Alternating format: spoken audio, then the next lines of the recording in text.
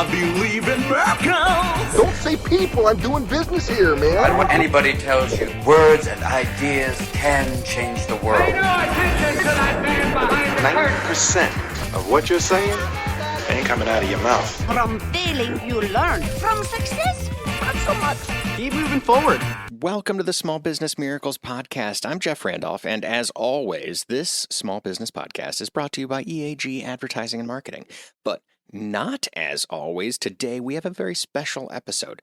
Don't you like it when your favorite podcast does something that's a little different and captures audio from like a live show in front of a studio audience? I mean, sure, the sound quality is different, but you get a deeper sense and a deeper dive into some serious issues that impact, in this case, entrepreneurs and business owners. Well, that's what we have for you today. We're going to take you into a packed room of business owners where I get to moderate a panel of business advisors from a trusted advisor group and discuss issues that are critical today, all along the theme of protecting your business. The panelists will introduce themselves in just a minute, and you'll see the full list in the show notes, so do check that out. So join me right now. Go ahead and mentally place yourself in a crowded room of your peers for this session. And like the people who could attend in person, you'll walk away with plenty of thoughts about how to protect your business. Here we go. All right. Hello, everybody. My name is Jeff Randolph. I'm the Chief Marketing Officer at EAG Advertising and Marketing.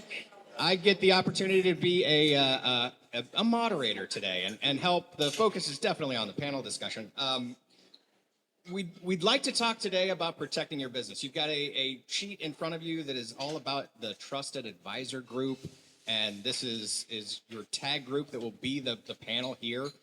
They were talking. They uncover all kinds of great issues, and they said, you know, this is one that I think a lot more business owners should hear. So we want to make sure we cover all of those. When the topic is protecting your business, it can be kind of a fear-based discussion, and we don't want that to happen. We want to be very proactive in how we approach all of these opportunities and how to protect your business. So we thought the way to set the stage for that is to start with cybersecurity, because it's a topic that a lot of us don't keep up on. I just recently deleted my MySpace page. Security is important, especially the cyber stuff. So we're going to have Mike Jackson, the president of Pendello Systems, come up here and give just kind of a lay of the land on the state of cybersecurity these days and tell us what we should all be paying attention to. And then I'll call the panel up and we'll get right into the discussion. So, Mike, come on up.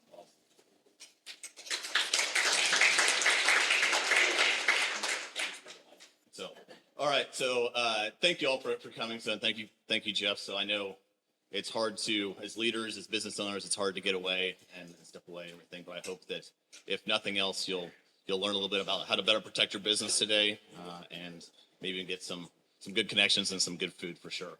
So, as Jeff said, I get to start off with cybersecurity. So nothing like a little food and then getting sick to your stomach as we start off today. So I will do my best to not do that for sure. But obviously it's, you know, with cybersecurity, things are it's a top of mind for all of us. So it doesn't matter if we're reading the news, social media, or if you're friends with me, you're probably talking about it in casual conversation.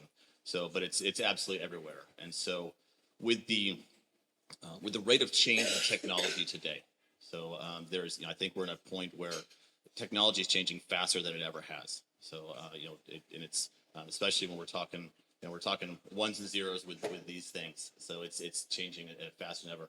I just read just the other day that in April alone, there were over 1,000 new artificial intelligence applications created. So just in that 1 month period. So now that is largely due to the emergence of artificial intelligence, and we've all probably heard a little bit about ChatGPT and everything at this point. Our kids are writing their papers with it, and we're using it, starting to really utilize it in business. But it's largely based on the advances in artificial intelligence. So with that, we have to make sure that we're protecting our businesses. So when technology is moving at the rate that it is, that's good and bad. It's good for our businesses and good for our lives, in that we can do new things, we can create new processes, we can do things that we couldn't do previously. But it also means that, you know, software is a little bit of an imperfect science, and that people are creating new software, they're sending out new software, and it may not always be perfect. There might be some holes in there. Might be some opportunities for the bad guys to get in. So it's a time in which we have to make sure that while we're utilizing technology to our advantage, we're also being careful of how we're utilizing that. So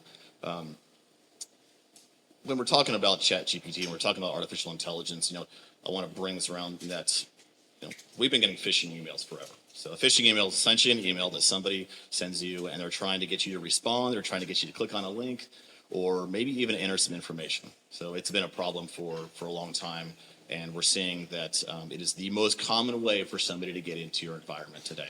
So if we go back a long time, phishing emails are not new. Has anybody ever heard of the Nigerian prince scam?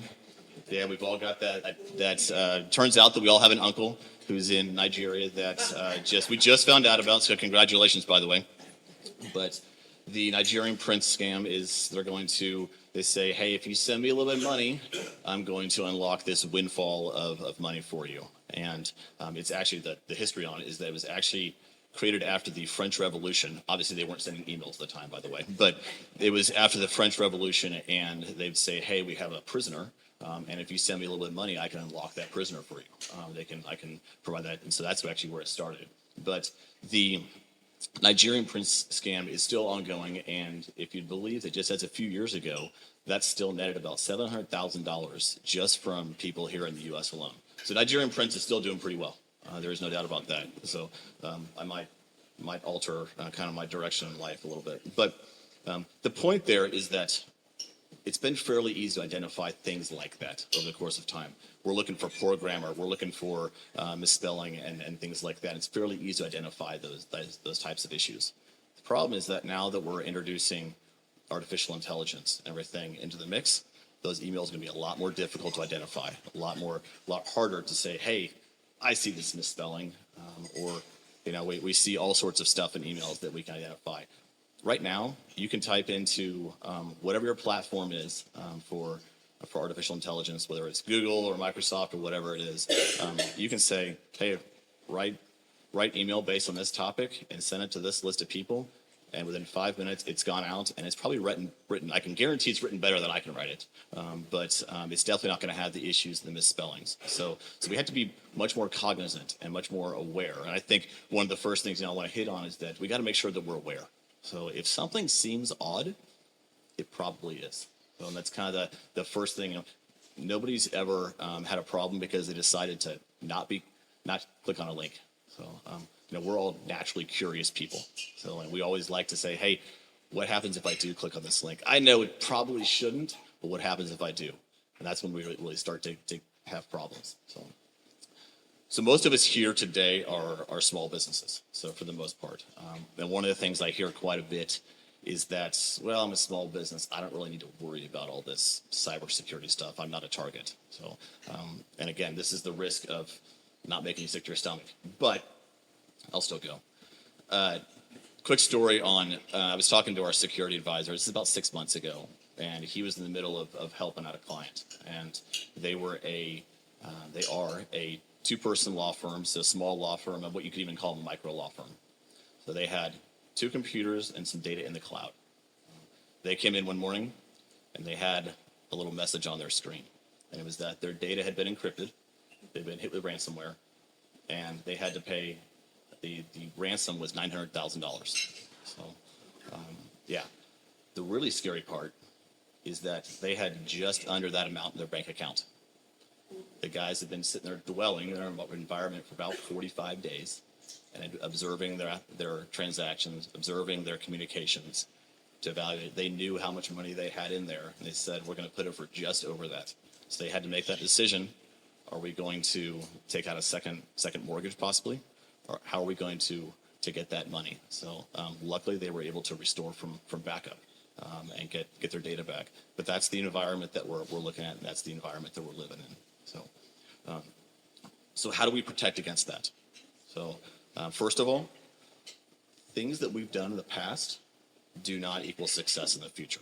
So when I started the business in 2011, it was, hey, you do this one thing, we're good. We're probably going to be okay. Don't worry about it. So, about 5% of everything we were doing was in the cybersecurity space back then. So now we're in the 50, 60%. So, and you got to have a layered strategy in terms of what you're doing and to make sure you're protected. So just because, you've learned something, you read something in the past, doesn't equal success in the future as things are changing. So I want to talk through kind of 5 key points today, and things that you can take back. Some of these you may already have it in place, and some of these you're like, you know what, that might be kind of good to think about. So first of all, education. So in the industry, we call this security awareness training. That's the formal topic and everything. But education.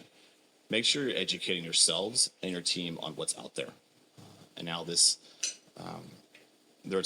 different ways to do this. This doesn't necessarily mean, well, let's all gather in a room and we'll have somebody like me stand up and go through a couple presentation slides and everything, and we'll all sign in and we'll say that we were there, but we're all actually going to be on our phones. So now this means let's actually have an ongoing conversation about what's going on out there. What does that phishing email look like now? So what are the password requirements? What are the different things that you can be doing? We see that 95% of all breaches, I said that B word. We don't use that B word. But we call them incidents. Sounds a lot better. But we see that 95% of all incidents come because of human error. So if we can educate people better, that's that first line of defense. Obviously, we want to protect from anything ever getting in the first place. But if we can make sure that person doesn't click on that link, or when they're on the side of a web page on Facebook or Jeff's MySpace account, they don't click on that little link on the side and something happens, that helps us 100%. Second one is multi-factor authentication. So we don't like it. It's a pain. It takes an extra step. Do it, please. So yes, it does take an extra step. It takes an extra second to put in that 6-digit code or to get that text message, but it is one of the single best ways to protect yourself. There is no doubt about that. I counted the other day because kind of a nerd like this. I have 39 different codes that are in my phone right now for multi-factor, for all the different applications and things that we do, because any chance there is to set something up, I'm going to do that. So. And it does take an extra step, but it is the best way to protect yourself. We were talking with Microsoft a couple of years ago, and they said if you do nothing else for your clients, make sure they have multi-factor authentication on. So it is the best way to protect your identity. Number 3, backup. Now, we've been talking about backup forever. And everybody says, well, great, Mike, but I don't have any servers. I'm on the cloud. We're good to go. So backup isn't just about having stuff, an old server in your office. Are your cloud applications backed up? That online accounting platform that you use, is that backed up? If something happens, if an employee deletes a file before they leave, if you have some sort of security incident, can you get that data back? And we're not always looking at security in terms of, say ransomware or some of these words that we hear about. It could also be, hey, we've got an employee that we may have to let go and they're not doing it well. Do they delete information before they go? Can you get that data back? So whether it's accounting or your files or whatever it is, make sure that data is backed up. Not all cloud providers do provide automatic backup. So make sure that you can get that. Endpoint protection. So this is the fancy word for antivirus. So we've been talking about it forever. And the first thing I won't do is, if you get a bunch of tech guys together and talk about antivirus, you'd be better off talking about religion or politics, honestly. So to say that we're opinionated would be an understatement. But endpoint protection, essentially make sure something is on your computer and on your devices scanning for bad stuff. So that's the most basic. We see it catches about 40 to 50% of items, and that's why that layered strategy, protections in various layers is so important. But that's still 40 to 50%. That is much, much better than not having it in the first place. I'm not going to tell you which one to go with, because again, that's go down a rabbit hole there. But make sure something that is scanning every file that comes in and providing you alerts when there are issues, and that somebody is looking at that. So, and then last but definitely not least, policies and procedures. I think this is the one that gets lost commonly and overlooked. So if you do have an issue, how do you react? So who do you call? If you come in the morning and that law firm has that screen, that image on their computer that none of us want, who do you call? What do you do? So are you just running into is everybody running into your office? Is everybody running the CEO's office and screaming? Or do you have a plan of how you go about that? So, and I really look at 3 different general policies that I like to see. So number 1 is a general cybersecurity policy. And there are templates out there on these, but what do you have in place? What are the things you have in place? So you have a little bit of an inventory of the different protections you have, because that'll also help to define what you don't have in place. Then it gets you thinking about everything. The second one is a business continuity policy. Now, a lot of us utilize these, I don't know, maybe 3 years ago when we had a little pandemic. So if you've got to be remote, if you have to go somewhere else, how do you keep your business going? This isn't always about cybersecurity. Sometimes it's about the general business, but it obviously plays in. So if your system is down, if you have no internet, how do you work? Because that also helps you think, well, maybe we shouldn't be reliant upon the internet at the office. Maybe we need to transition to where we can absolutely work from truly anywhere. And that third one is that incident response plan. So again, when something happens, how do you react? Who do you call? Because a lot of times you can't just, if you have an issue, you can't just immediately fix the problem. Your insurance or somebody may say, no, hold on.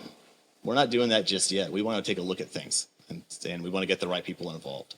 So those 5 things: education, multi-factor authentication, backup, endpoint protection, and policies. All of these in the end, what we're looking to do is mitigate risk. That is what cybersecurity is. So, in our day-to-day lives as leaders and business owners, it's about risk. If I hire on this person, it might hurt profitability a little bit, but what is that giving the opportunity to do? If we enter this new market, we're looking at risk in various ways. With cybersecurity, we're looking to mitigate that risk.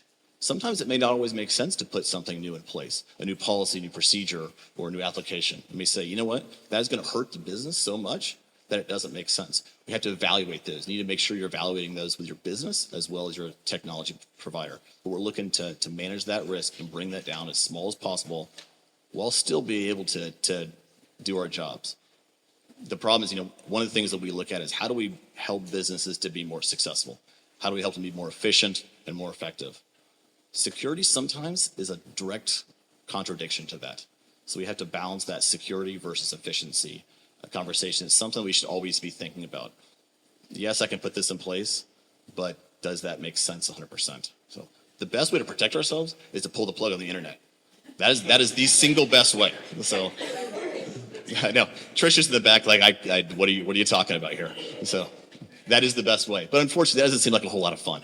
It really doesn't. So how are we supposed to go through our various social feeds and everything? So knowing that we've got to then look at it and say, okay, how do we then manage that risk as well as possible? So, all right. So I'm hoping that you did not get too sick here, that you're still feeling okay. So we want to segue this a little bit to some questions and look at it not just from a cybersecurity perspective, but from obviously various businesses, and look at it, in terms of protecting your entire business, because it's definitely not just about the technology. It's about various different levels. So. All right, thank you very much. Let's bring the rest of the panel up and let's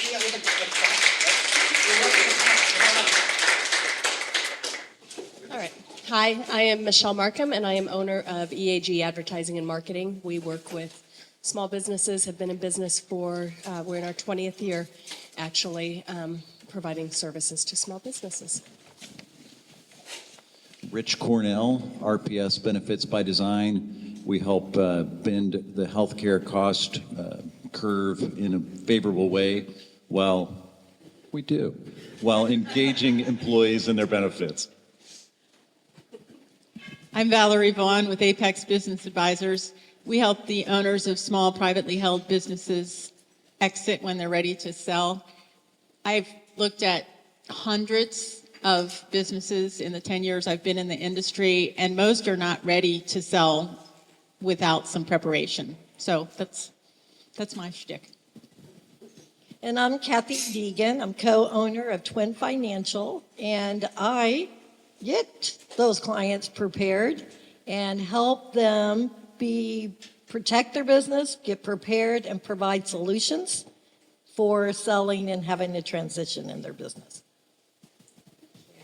I'm Tricia Ledkey. I'm a Vice President of Treasury Services for Core Bank.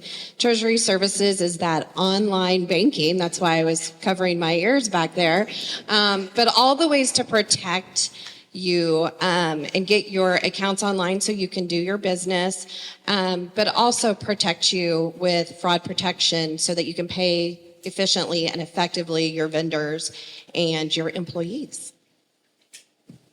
I'm Angela Eberhardt. I'm a director at Crown CFO. We are a fractional CFO firm.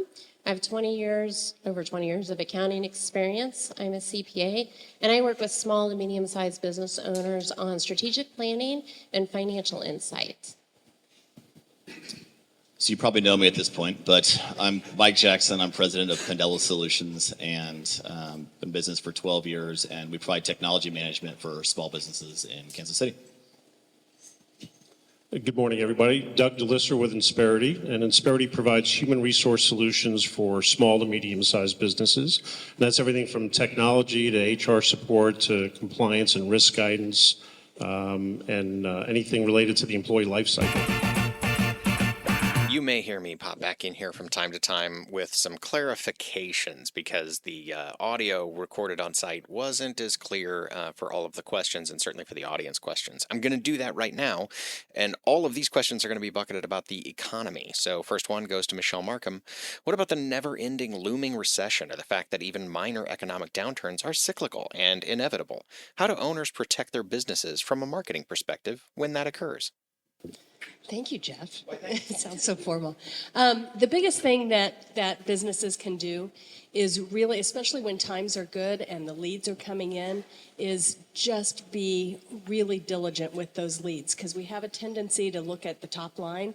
And so anybody that wants to work with us, let's bring them in, let's do these things. But the danger that we saw, in 2008, the danger we saw with the pandemic, anytime there's an economic downturn, especially if you're working with B2B companies, you need to know that these are good leads. You need to know that these are people that you want to work with. You need to know that their businesses are solid. You need to know that they're good businesses. And there are all kinds of aspects, the thing about, bringing in businesses that fit so that you have employee satisfaction so that you can meet the needs of those clients, but also you want to really vet those leads and make sure that these are people who are running very solid businesses.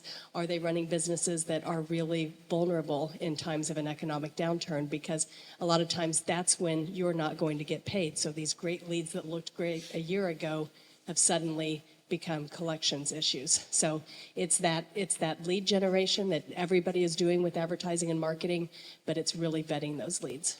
Valerie Vaughn gets the next question, and it's about the economy, that when the economy is negative, business owners may be hesitant because they fear it's a bad time to sell, but they're ready to sell. Is it a bad time to sell? Right. Well, the economy is a little uncertain, but it's been uncertain for as long as I can remember. And we are finding at Apex that we have far more motivated, well-qualified buyers than businesses that are going to market. So what happens is if we have a good business, it's profitable, it's in the metro, and it's not extremely niche-y, like you don't need a PhD in taxidermy, then it gets sold very quickly. So if your time is now, don't feel like you need to wait for interest rates to drop or the economy to settle or a new president. If your time is now, there are always buyers. Redirecting that question a little bit to Angela, a lot of times in an economic downturn, we may have a tendency to hold on to cash. Are we taking advantage of high interest rates if we're sitting on a lot of cash? What should we be asking our advisors about when it comes to whether we hold on to cash or invest? Yeah, so we're in a little bit of unprecedented times. We haven't seen high interest rates like this in a long time. So if you're sitting on excess cash, call your bank, my friend here. But seriously, call your bank and talk to your bank and ask them about what your options are. Sometimes by just calling your bank, you can increase the interest rate that you're making if you're sitting on that excess cash. Look at, you know, if you've got a lot of excess cash, what should you be doing? Should you be spreading it across banks? She might throw something at me. But check and make sure your bank is FDIC insured. Look at ladder bonds, look at CDs. You know, we've got clients that are making 4.8, 5%, 5.1% right now, which is unheard of with your cash. So make sure you're taking advantage of that. And if you're not sitting on excess cash, but you've got a line of credit or debt instruments, make sure you understand that you have some negotiation room when that line of credit comes up for renewal. And really talk to your bank and ask them what they can do for you to keep that rate as a manageable level for you with these increasing rates. We turn the topic to protecting your business asset, and I'm going to start with Kathy Deegan on this one. I'm ready to sell. Will I have sources of retirement income beyond the proceeds of the sale of my business? That's a very good question, Jeff. So that is one of my number one jobs is, and I take it very seriously in the sense that helping protect my client, the business owner, from themselves. Because the business owner has so much passion. You have so much passion for your business that you naturally put more money back into your business to keep having it grow. Or you leave maybe too much cash in the business versus taking the money and the cash out into your own pocketbook, because that really scares business owners. They don't have enough liquidity or enough money in the business. But the business should only be one fourth of your overall asset base to get ready for retirement. So I really work with clients to have 4 sources of retirement income. And the business should not be 90% of it. But many of you in here, I know 90% of your asset balance sheet is your business. And you don't even put the right value down because you don't want the banker to really know what the value of the business is.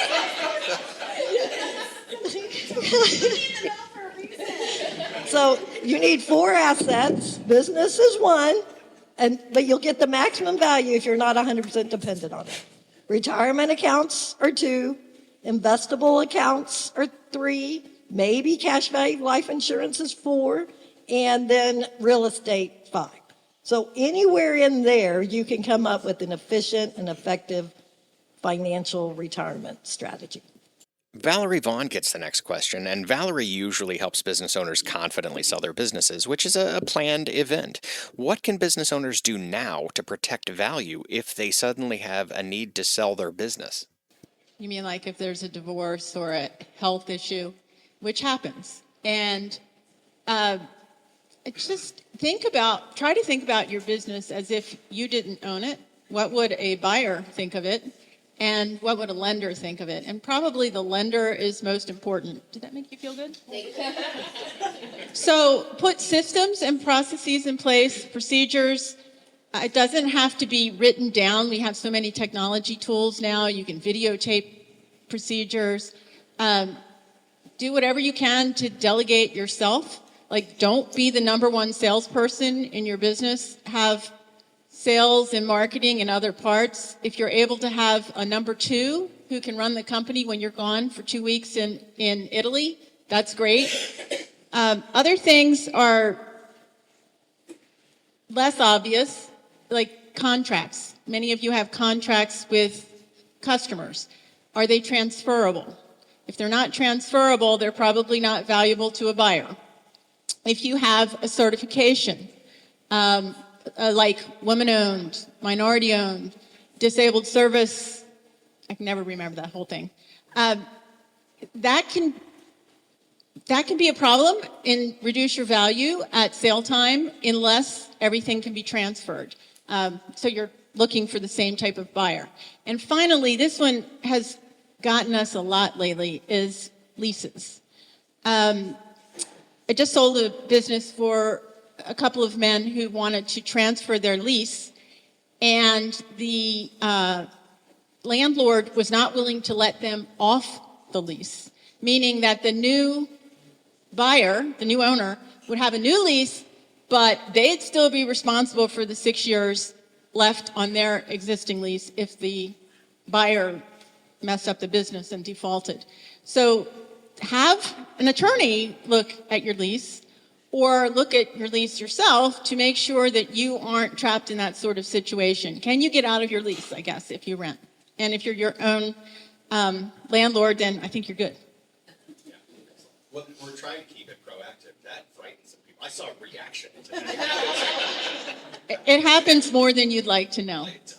Kathy Deegan, how can a business owner protect their larger asset and earning ability? And that may be an applicable solution for key employees, too. Correct. So it is really fun and more fun to plan for an exit strategy, whatever that transition is. But it is difficult to talk about the unplanned.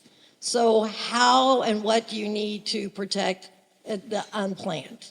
And that is a key person. So if you have a key employee and then key employee passes away, what happens to the sales? What happens to your clients? What happens to the liquidity to the business is affected. So that could be the owner, that could be a key employee with that. Also, the one that happens a lot is the loss of earned income. And everybody doesn't like talking about disability. But in today's environment, loss of earned income is more than likely going to happen. I mean, and you just have to lose some income, and that can happen pretty quickly. So those are the things that you needed. Oh, the third one I wanted to say was a buy-sell agreement. And if you're in partnership with anybody, then you need to have a formal buy-sell agreement and a way to insure it. So with probably life insurance. Back to Michelle again. When we think about protecting our business when it comes to marketing, the first thing that comes to mind is a trademark to protect brand names and logos on goods and services. What else should be done?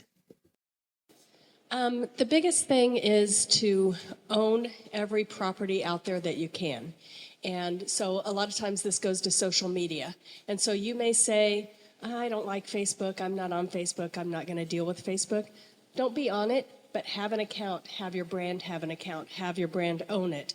And I mean, there are over 100 different social media properties out there, so I'm not saying own every single one of them, but own the big ones. And make sure that whether you're active or not on them, it's your brand, you have that because someone else can grab it. If something's going on, if you don't own it and something's going on, you don't want somebody else communicating to your clients or customers from that brand, positive, negative, whatever, you want to be able to own that. And the second part of it is, even if you maybe don't personally like Facebook, LinkedIn, whatever it is, if your customers are there, be there and be vocal and communicate with them so that if something is going on, they know, okay, where do I hear updates? Where does this brand speak from? I know that they speak from LinkedIn, and so I can go there. We took a poll of the audience at this point and asked how many people had done exit planning, so you know your exit. And a few hands went up, but certainly not enough in the room for something that is so important in the process. So we talked to Valerie and said, Valerie, what should we be looking for exit planning? I didn't count, and I've lost my ability to do math quickly because I'm sitting here. If I was out there, I'd be able to do it. But the numbers are staggering. I participate in a quarterly survey of 350 to 400 business intermediaries across the U.S., and 70% of business owners do not plan. And that is for a business size of 0 income or 0 revenue to 100 million revenue. So you'd think that on the larger side, there'd be some more planning. Obviously, or not obviously, but generally speaking, the smaller the business, the less planning is done. And I think that's because the smaller the business, the more the owner is in the business day to day and doesn't have the time to pull themselves out. I think these numbers are staggering since the number one reason to sell your business or exit your business is retirement. And we all know it's coming, right?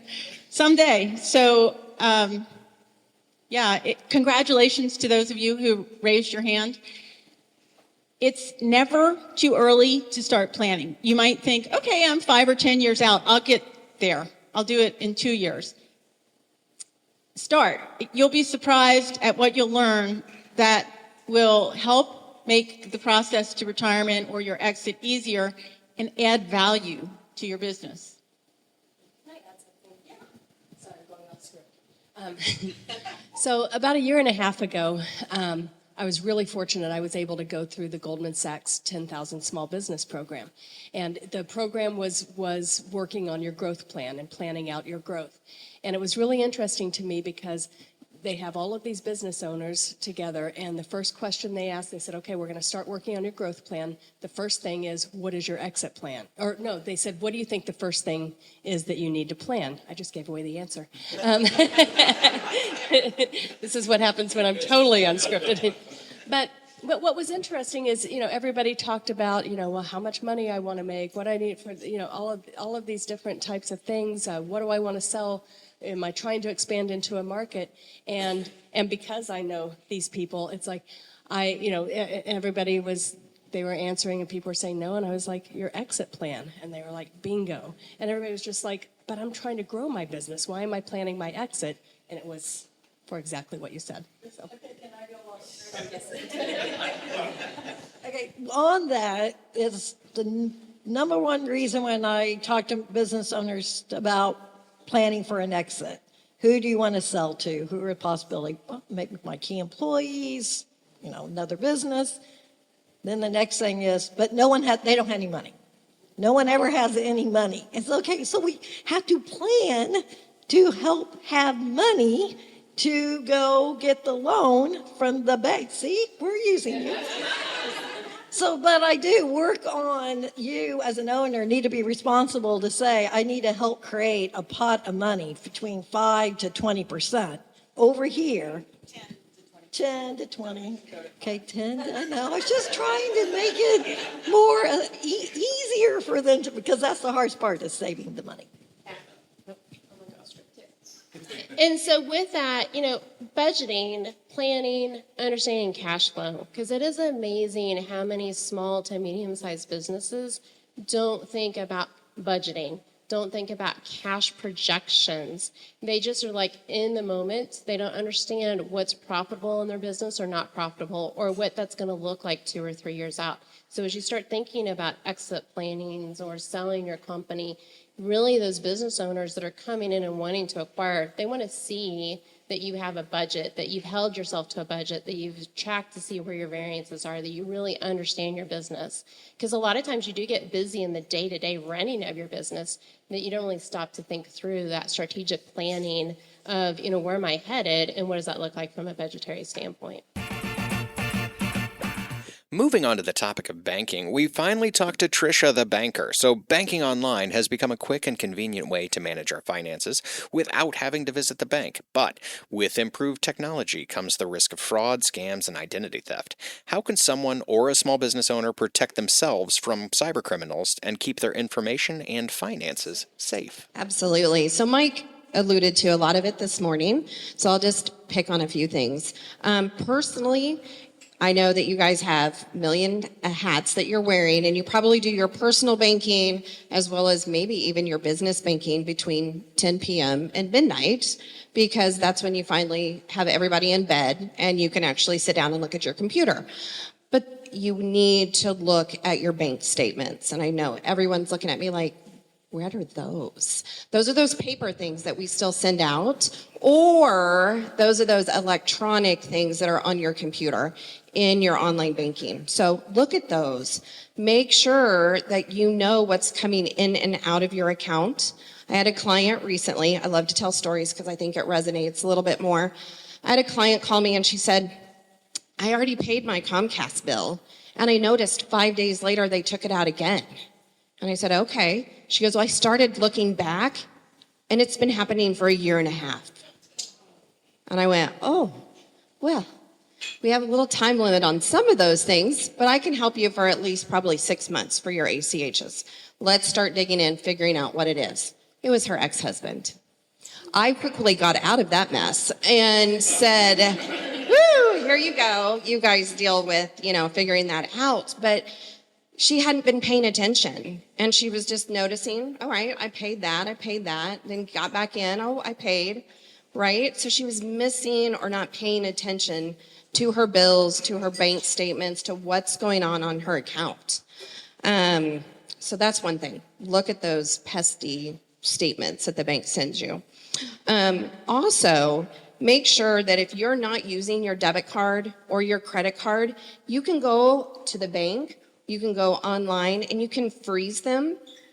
Freeze them if you're not using them. If you need to go buy a car, the car dealer will allow you to unfreeze it. You can do it on your phone.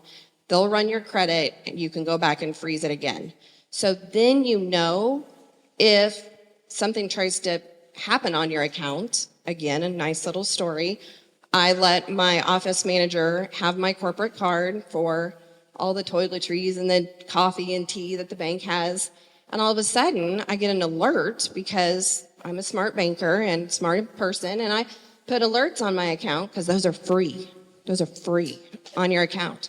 And I got an email that said, you just spent $30 at McDonald's. I was like, well, first of all, that's absurd. But I'm like, $30 at McDonald's? What is going on? Well, him and his buddies decided to eat McDonald's that night. So the next day I went up to him and I said, how was McDonald's? He was like, oh, it was good. Why? And I'm like, because you used my card, not your card. And he goes, oh. I'm like, yeah, you need to write me a check. So take care of those kind of things. Look at those free alerts, freeze those accounts. It takes up to 6 months, I had to write this down, 200 hours of work to get your identity back after it's been compromised. So if you have 6 months and 200 hours of free time, don't do that stuff, right? But nobody has that time. So do those kind of things. Another one, don't send anyone your social security number and your driver's license at the same time. So banks typically want all that information when they're opening your new account at Core Bank. But don't send it in the same email, because now everybody has all your stuff that they're just sending it online. So call your banker, give them your social security number through the phone. Lots of banks don't even keep your driver's license anymore. If it's $1 billion and over in assets, which a lot of people don't know what their bank's assets are, we don't keep those anymore. And so all you need to do is just advise them of your issue date and expiration date. So make sure that you're doing that. Doctors' offices are prone to giving you all of this stuff and saying, fill this out again. And everybody rolls their eyes and goes back and sits down and fills it all out. How many people are looking at that between the nurses and everybody else, and where is it sitting in their office before someone inputs it? If you've been to the doctor for the last 10 years, the same doctor, just write no change. If they ask you for it, tell them you'll input it into their system for them, because they should have it. You've been there. That's crazy. So look at those things. Make sure that you're protecting yourself, because I know I don't have 6 months. I have 14-year-old twins. That's enough.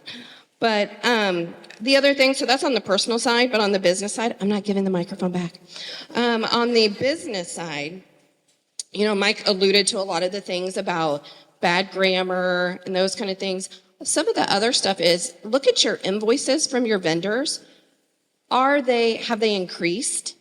We had someone, again, I told you I love stories. We had someone who was in cahoots with the paper supplier. So all of a sudden, paper went up 20%. Supply chain issues, it increased. Well, the office manager and the copier were having a little affair, tryst, and they increased on the owner. The owner didn't even know it, because the office manager was paying the bills. Paper supplier was bringing it in. His boss didn't know it. They were increasing it, taking 10%, going on a hot date. So look at those bills. Make sure you know what's going on and that it's not increasing, right? Or make sure when you get your invoice, if it's online, make sure that you look at it and make sure you scan over the email address. Make sure it's really who it says it is. UPS called me the other day, said they lost my address. I'm like, really? So I looked on it, and Eric from Hotmail needed to know where I lived. Eric from Hotmail does not need to know where I live. So, you can check that on your phone too. You can click on it, and it comes up. I warn my mom all the time because she's click happy. She's Facebook queen. So look at those things. I know it's a pain to change your password. I know it's getting more and more cryptic. You need to think of a phrase, or there's 10 numbers or 16 numbers now. Make sure that you put those down and that you not use the same one, but you do have to change them because of that security. And a lot of times it's the cookies that, when you update your malware, you update all that kind of stuff, all of that gets changed. And so you have to input it again and do that second step of that authentication, multi-factor stuff. So don't blame your banker. We're trying to keep your money safe. I think that's it for now. He absolutely. Yeah, and for the first point you had in terms of looking at your bank statements, don't always just be looking for the larger amounts. So I've seen that actually this happened to me, that there was a charge from Brazil for 5 cents on my statement. What they were doing is they were looking to see if was there anything there, and they come back the next time for a much larger amount. So be looking not just for the $30, $100 or whatever. Those little ones, they're just trying to test, is there something there? Is this account active? And then they'll go after the larger amount. 9 times out of 10. And I will tell you, I advise my clients, look at your banking, both from your bank account and your credit cards, on a weekly basis. Don't wait till the end of the month when you get your bank statement. At least do it once a month. But you really should be doing it weekly because you want to catch anything that's going on and resolve it as quickly as possible.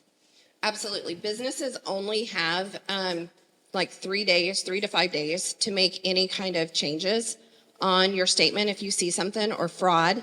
Personally, consumers, we have 30 days, but businesses do not. So you do need to be looking at it weekly, if not more than weekly.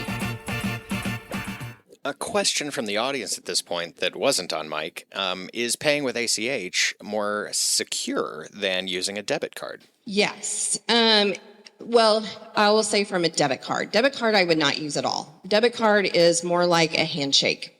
I know it says it's Visa secured or MasterCard secured on the back, but a debit card is really a handshake deal anymore because you don't have a contract with that, I guess, a paper contract. ACH, you're having someone sign, or I would have someone sign that says you're able to hit my account on this date and this amount. So you have that contract with them. Credit card, I would do the same thing. You're opening yourself up to liability for them to change it by 10 cents or 20 cents or whatever, $1, anytime that you just hand over your financial information to them through a debit card or a credit card. So ACH definitely, and the banks have blocks and filters.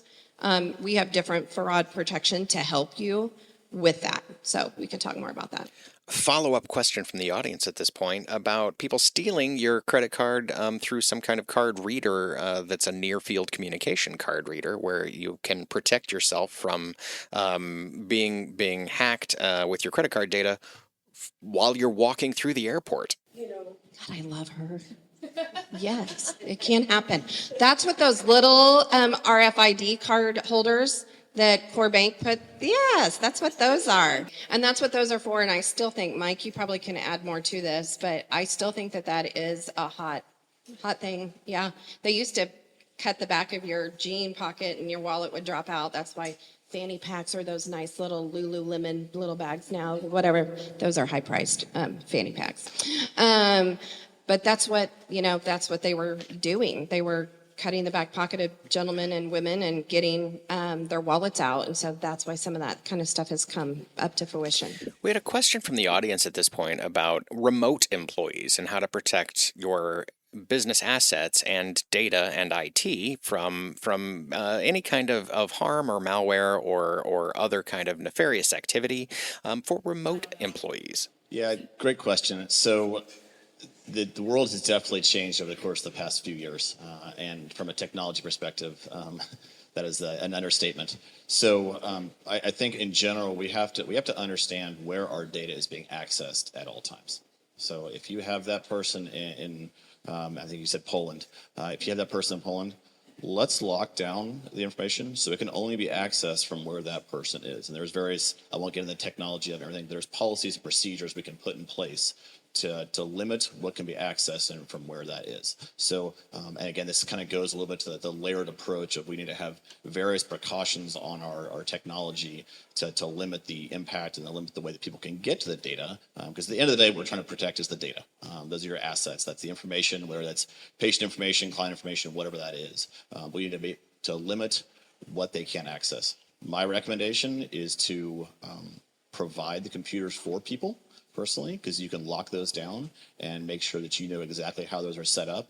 If you can't, then you need to make sure that they're going into a secure environment somewhere and accessing that remotely to where they can't pull information from that secure environment down to their computers. Another follow-up, kind of how you can check to see if your IT department has some of those things covered, because there is that fear that if you go to your IT department and they say, yeah, we've got that under control, but how can you verify that? Yeah, so conform essentially general evaluations. So they go through a number of questions, and we've got a number of questions that we go through to look high level and then to start to look at various areas.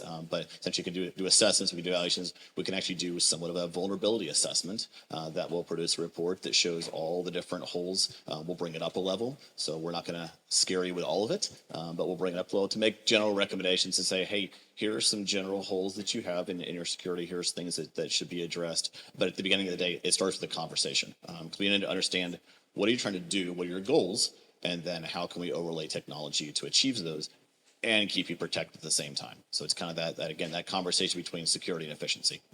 Another question from the audience, this time about evaluating your cybersecurity insurance policies. What's covered, what's not? How do we know if we're adequately prepared? Yeah, those questionnaires are fun.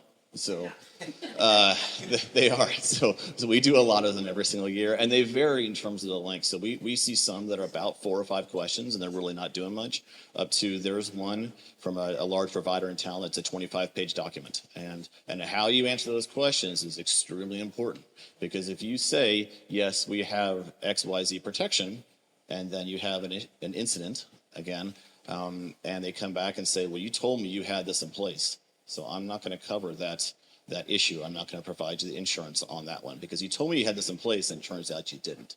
So how you answer those are very, very important. So yes, we definitely help out with those, but it's a little bit of answering as well as education. So what does this mean? Do you need to have that in place? And so we can have that conversation with the insurance provider and say, well, if we had this in place, what does that do to our premium? And then how we mitigate that risk a little bit, and does that make sense for the business? A question back to Angela on IT. How do we protect our organizations from cyber attack from the financial perspective? Yeah, so, and I could talk for hours on this topic, but the first thing I would say is budget for IT spend. Make sure you've got a good technology provider that's assisting you, and make sure that you're budgeting for the tools that you need. So the multi-factor authentication, a lot of it's free, but sometimes there's a little bit of a cost to add it across your organization. Make sure you're investing in the right software. Make sure you know what your employees are using. Are they using software that's 20 years old that's not being updated and supported from a security perspective? So make sure that you're budgeting from an IT perspective. Make sure that you have a cyber insurance policy and you understand that cyber insurance policy. And don't wait to put in a cyber insurance policy. We have had clients who are like, oh, I'll add that next year. And then they have a security event before they have that policy in place. And now they're having a hard time getting coverage because the insurance company's like, oh, whoa, wait a second. Do you have that other security incident resolved yet? Because if you don't, we don't want to jump in. So, and then make sure you understand your cyber insurance policy because there's a variety of different providers out there. The questionnaires are different. The coverage is different. There's a lot of times there's limitations on what they will pay. Sometimes they'll pay for ransomware. Sometimes they won't. Sometimes you're like, I have $1 million policy. That ransomware came in at $900,000, I'm good. And then you dig into the policy and it's only $250,000 for ransomware. So make sure that as you are working through your insurance negotiations, that you really understand that. And then we all do this. Hey, great, thank you for renewing my insurance broker. I'm glad I've got my policies. I'm gonna stick them in the drawer and I'm not gonna look at them.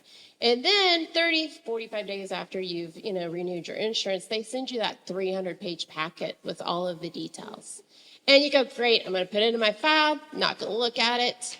Look at it. Make sure you're reading the details. Make sure you understand what is included and excluded, because that's really where the meat is in all of that detail. And then also, Mike touched on it, but make sure that you have a business continuity plan in place and a business restoration plan. They're two separate things. But if you do get hacked, and it will be when, not if, make sure you know how you're going to run your organization. We have seen it happen a lot on a holiday weekend. Christmas. Do you really want to be in the office on Christmas trying to figure out how to keep your organization running and figuring out how you're going to pay your employees when you can't get to your payroll system? So making sure that you know how to contact your insurance agent after hours and what the protocol is, because the insurance companies have a timeline and they only give you so much time without getting them involved before they start to not play nice. And they're like, oh, we're not going to cover it because you didn't call us, till 30 days later. That's not how it works. You have to call them like within 24 hours. So digging into that policy and understanding when you have to call them, even if it's on a weekend, how you're going to handle it. And making sure that you have a plan on how to keep your business running while you're trying to restore your data. And make sure you've got a good partner, IT partner, that can help you get that data restored. And do you need to pay the ransom? Not pay the ransom. Sometimes it's a business decision. Sometimes it's a cash decision. Sometimes it's an IT decision based upon if you need your data back or if you've got enough backups that you don't have to pay it. So there's a lot of pieces there, but making sure you've got your strategic partners working with you to help identify and bring the expertise to the table so that you guys can really develop a good, strong plan. Our final question segment is about your employees and HR staff. And so we're talking to Rich Cornell and saying that the HR compliance area continues to grow. What are some questions employers should ask their benefits brokers? You sound so wrongly excited about this topic. Brian in the back and I work in an alphabet soup of acronyms. And from time to time, you all should as well. Do not assume because you have 17 employees or 30 employees or you're in this industry or that industry that you don't have to fill out X, Y, and Z. You might. You might be required to do a 5,500. You may need to complete a PCORI. It depends on the type of plan you're with. And depending on the type of plan you're set up, your vendor might help you with RxDC reporting and CAA reporting, or they might not. And your broker might help you, or they might not. These are discussions you should have internally as well as with your benefits broker, with your vendor, to confirm that you're meeting the various deadlines throughout the year. One of the things that we see from a tea leaves perspective, if the economy wanes, typically what increases? The teeth behind the regulations. And so the gazillion-dollar fine that nobody's ever paid before for not completing X, Y, or Z suddenly becomes more attractive to the folks that are doing those fines. So it's important to stay ahead of those issues. I'm going to ask Doug to weigh in on this area as well. Of course, there are HR risks just being an employer, so we decide to talk to Doug DeLisser, the district manager of Insperity, and find out, what should we be thinking about for HR? Everything in the employee life cycle. There's a packet for HR compliance on your desk there, and I could spend a half day just talking about the risk from an employer standpoint. It's also one of the last areas that a lot of businesses look at for risk, right? They're looking at things like finance and operations and how they're going to sell their next deal, sales and marketing. And people tends to be the last strategy that companies think about, small to medium size. Large companies have departments and floors with groups just for HR or payroll or benefits and compensation and risk. So the biggest difference is the toolkits between what a large company has and a small business. But it really is everything in the employee life cycle. And so Rich talked about acronyms. There's a lot of acronyms to be worried about. The IRS is one of those, right? And they've got departments like wage and hour and Department of Labor, and EEOC is probably one of the biggest risks in terms of potential impact to profitability. So as an example, whether it be age, gender, religion, retaliation, there's so many discriminatory potential options out there, and a lot of small businesses aren't really protected against those things. You can certainly have some insurance. There's something called employment practices liability insurance. So if you don't have that now, that's something I would at least look into to protect against the bigger things. You know, you could pull up every day something on Google about a company losing a case to any of those discriminatory practices. Could be $1 million. The average lawsuit settlement, when it makes it to court, 60% of the time employees win those, and the average lawsuit tends to be about $400,000. And that's excluding any attorney's fees you've had to build up through that process. So if you think about risk, part of that risk is to profitability as a business owner. And again, it's everything in that life cycle. The EEOC, Department of Labor, OSHA, there's all kinds of fiduciary responsibilities on 401k and other things as well. You could go out and literally Google search and get lost in this, but just here's a couple areas that I just did a little research yesterday, just kind of getting updates. And these things are on the agenda for legislation, either nationally or state specific, that you may want to be aware of. So pay equity is one of those big issues out there. And so there are 7 states just in the last 6 months that passed legislation. And on a national level, that's being looked at as well in terms of pay equity between men and women is just one of those areas. Workers' comp classification. There's some rulings coming out under FLSA and the DOL. They're expected to release a final rule on some reclassification of workers' comp by the end of this year. Wage and hour regulations. There's some additional legislation coming out in 2024 regarding scheduling ordinances, elimination of sub-minimum wage rates, tip credits in certain jurisdictions. It's all over the board. Paid leave. A lot of that's state-specific, but more and more employees are asking for paid leave in a lot of different areas, so that's certainly one of those areas. And then cybersecurity, right? A lot of remote work. I think there was a question in the back about that.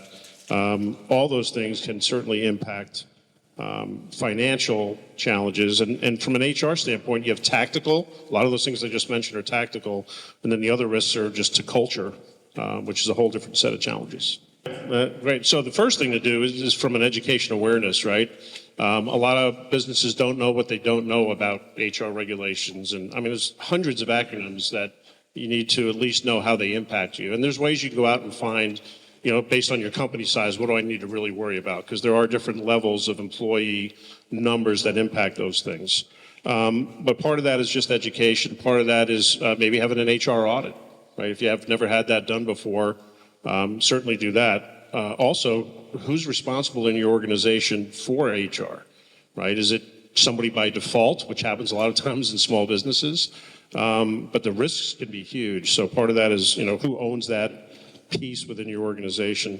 And then certainly education. There's some things that any company can do in onboarding a new employee that has to do with liability management for the employee, for managers or supervisors, as well as the company itself.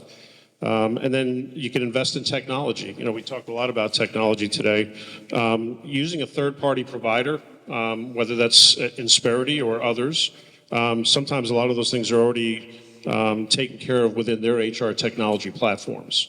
And then certainly the expertise that's out there, whether you use an HR consultant, HR attorney, service provider, there's a lot of resources out there that you can certainly explore. But it's one of those areas that there's just a lot of risks that companies don't think about until something happens. And that something happens can really impact profitability. And then we talked to Kathy Deegan from an HR perspective to talk about how your company would respond if you had a key employee that suffered a long-term disability, because that can be just as debilitating to the organization. Again, we more likely will lose our income due to an injury or illness. But what decision have you made if you have a key person that you're dependent on and their family's dependent on them, and they get cancer and they have to be out? So do you decide, well, I'll pay him just 2 weeks. I'll pay him 2 weeks her salary. Then what happens after 2 weeks? And who becomes the decision maker on, are you sick enough or are you not sick enough to continue being paid? And you can do that for a while, but really what you're doing then is setting a standard that everybody is going to be expecting, and then you can't afford anybody else to get sick. So give it a thought about if somebody gets sick or hurt, yourself, your employees, that you're going to have a policy for 30 days or 60 to self-insure or buy insurance to do it. It does happen, and you want to make the decision before. Now, we all have repeated the exact same thing. Lesson number 1.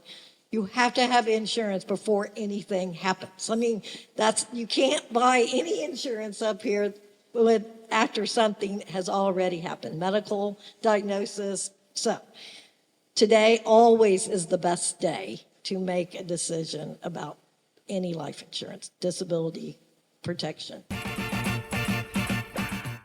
Thank you for listening to this special episode. I know I said in closing, but just carving out some time to talk to these people or your own trusted advisors in marketing and banking and finance and your business broker and IT and HR, it will help you feel so much more comfortable. Trust me, you'll feel better when you do. Find contact information in the show notes down below. We encourage you to reach out to them and have a simple conversation. Trust me, when you do that, you'll feel better. Thanks for listening. Give us a 5-star rating and review, and we will catch you next time on the Small Business Miracles podcast.